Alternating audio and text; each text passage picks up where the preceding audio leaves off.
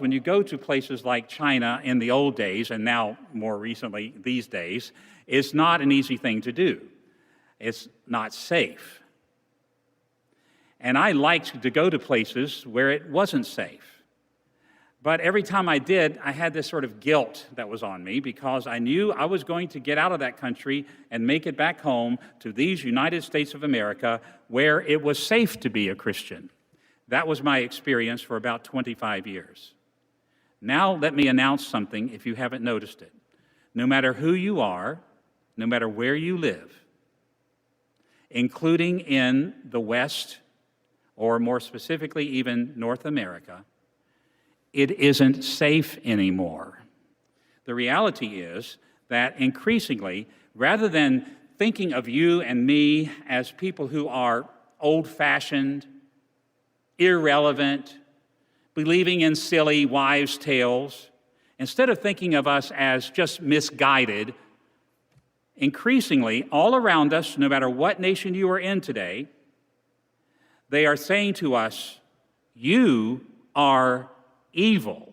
When the world considers you evil, this means you are to be eliminated from the world.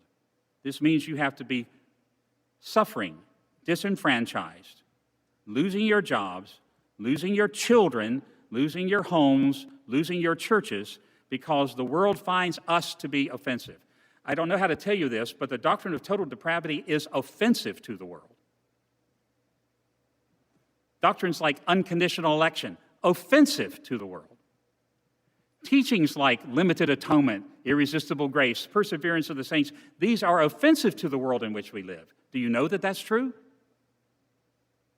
Well, if you're going to be faithful in proclaiming the gospel of Jesus, it's time for us to begin to realize we have to help ourselves and we have to help our people be motivated for this kind of suffering, this kind of offense, by explaining to them and picturing for them and helping them believe with all of their hearts that when Jesus returns, he is going to give them the entire world.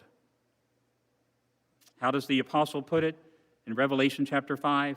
And we will reign with him.